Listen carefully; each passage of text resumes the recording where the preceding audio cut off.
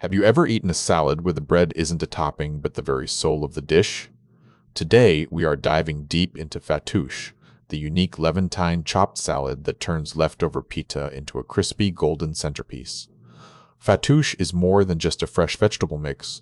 It is a Levantine masterpiece built specifically around peak season produce and the essential ingredient of leftover pita bread. Unlike Western salads that add croutons at the end, fattoush relies on fried pita as its structural foundation.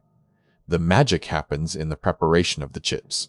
Families spend decades perfecting this step, often seasoning the bread with za'atar before frying it to create a texture that is simultaneously crunchy and slightly oily, absorbing flavors perfectly.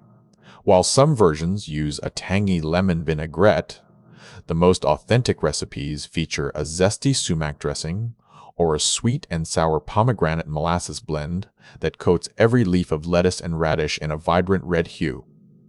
It is crucial to distinguish fattoush from tabbouleh. Whereas tabbouleh uses cracked barley and parsley as its base, fattoush features a zest, leafy green lettuce foundation with the fried pita acting as a crunchy garnish or integrated component.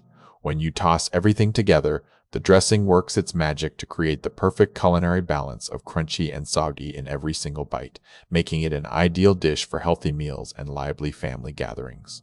So next time you see a Middle Eastern salad loaded with radishes, romaine, and tomatoes, remember that the secret ingredient isn't hidden in a jar. It is the crispy, seasoned pita chips that define the dish. Now you know why the fried bread is non-negotiable in this recipe.